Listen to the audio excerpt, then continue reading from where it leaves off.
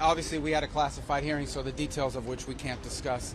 It's, I believe, our 22nd or 23rd bipartisan engagement.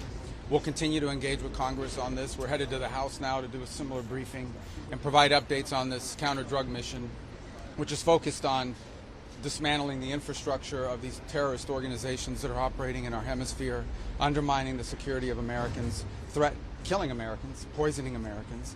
And this has been a highly successful mission that's ongoing and continued, and we're pleased to be here today to update Congress on how that's developing and how that's moving forward. As I said, I believe it's our 22nd, 23rd such engagement, certainly been at least the fourth or fifth that I've been involved in, and those will remain and be ongoing. Okay? I would just echo that. It is the 22nd bipartisan briefing we've had on a highly successful mission to counter designated terrorist organizations, cartels, bringing weapons meaning drugs, to the American people and poisoning the American people for far too long. So we're proud of what we're doing, able to lay it out very directly to these senators and soon to the House, but it's all classified. We can't talk about it now. We're also going to tomorrow allow the HASC and SASC to see the unedited video of the September 2nd, alongside with Admiral Bradley, who has done a fantastic job, has made all the right calls, and we're glad he'll be there to do it.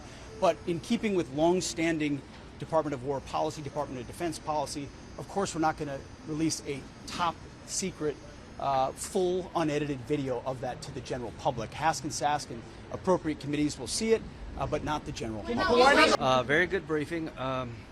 Before I had this job, I was a judge advocate for about 30 years. There's no doubt in my mind that we have the legal authority to blow up these boats, interdict these boats. In 1989, President Bush 41 literally invaded Panama, dropping the 82nd Airborne, taking the president of Panama out, putting him in American prison because he was a narco-terrorist drug dealer. There is no difference. In 1994, President Clinton took down the military takeover, the junta, the generals who took over Haiti, and brought back civilian control of Haiti. He was right to do that. Bush 41 was right to clean up Panama. Trump is right to deal with a narco-terrorist state called Venezuela. Maduro is not a legitimate president. He's actually head of one of these terrorist organizations, and I am glad that we're taking him on. But here's my concern. You got 15% of the Navy pointed at this guy. If he's still standing when this is over, this is a fatal, major mistake to our standing in the world. If after all this, Maduro is still in power, that's the worst possible signal you could send to Russia, China, Iran. So I ask the question, what happens when he leaves? And they say that this is counter drugs. It'd be nice if he left. That's not a good answer. I want to reassert again, you cannot allow this man to be standing after this display of force, and I did not get a very good answer as to what happens next. Why not release this video to the I think it should be. Is it a mistake? Is it a mistake? I think the video should be given to everybody in Congress. Do you buy their explanation that it's because of sensitive information or equipment? Why should at least 100? You know, the least of my concerns is this friggin' video. Release it, make your own decisions. This is lawful. I have every confidence that what they're doing is no different than what Bush did. Nobody in the Congress accused the military leadership under President Bush 41 of being a war criminal for invading Panama without congressional authorization. But by not releasing the video, are they feeding into those attacks? No, the video, I don't think most Americans give a damn about the video. I'd like all of us to see it. Most Americans are going to know what's going to happen next. I want to know what's going to happen next. Is it the policy to take Maduro down? It should be if it's not. And if he goes, what's going to happen next? I'd like a better answer as to what happens when Maduro goes. Graham, isn't that the essence, though, of the point that you talk about what happened in 89? Yeah. That was a limited operation with them before it happened about a month. 80 more limited. We've been doing limited? You took the hold up, wait. 1989 wasn't a limited operation. We literally invaded the country, took the president in power, and put him in jail. That's not We were down limited. there for 4 months, It already doesn't about matter ready the for duration. 4 The months. point is we have legal authority, in my view, to do in Venezuela what we did regarding Panama and Haiti.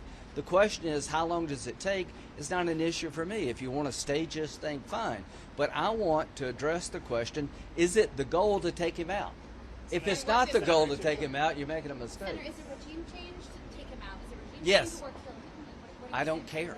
Just long as he leaves. Did they explain that as a regime change? Was that the goal? Did No, they explain I'm it? saying if it's not the goal, it is a huge mistake. Do you understand what I'm saying? If after all this, we still leave this guy in power, what did Trump say? His days are numbered. Every indication by President Trump is that the purpose of this operation is to shut down the Maduro regime and replace it with something less threatening to the United States. Exactly what we did in Panama.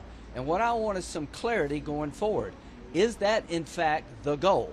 If it is the goal, I would celebrate that being the right goal. They need to come back, or that there should be hearings. Right? Huh. Doesn't that underpin then the need for oversight? No, Clarity on the ultimate goal? we oversight. What I want to do is I don't know who provided oversight to the invasion of Panama.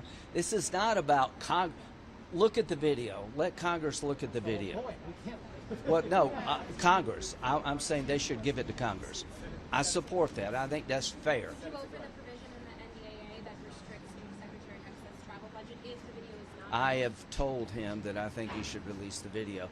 But the point you're missing here is not about blowing up a single boat. We've blown up 25 boats. For what purpose? Why are we killing all these people? To protect America. And if Maduro is what they say he is, and I believe them, he needs to go. It should be the policy of the United States that when this is over, he's no longer standing, like Noriega was no longer in charge of Panama. If that's the goal, count me in. And I want to know, what's the plan for the day after? Has the administration properly articulated the objective here with Venezuela? I think they've articulated their legal authority. I think they've articulated how they decide to blow somebody up and not. But I want clarity right here. President Trump is saying his days are numbered. That seems to me that he's got to go. If it's the goal of taking him out because he's a threat to our country, then say it. And what happens next? Don't you think most people want to know that? Do you want them to come back, and would you like to see Huh? public They didn't hearings? answer that question. They gave an answer that was confusing to me. So do you want them to come back, and should there be public I hearings? want us to be level with the American people. What we're doing, I think we're doing a good thing. I think we're making us safer as a nation.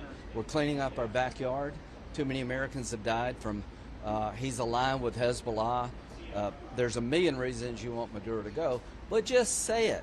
Just say this man in our backyard runs a narco-terrorist state, aligned with international terrorists. He's a blight on the region. He's there illegitimately. He's not the lawful elected leader.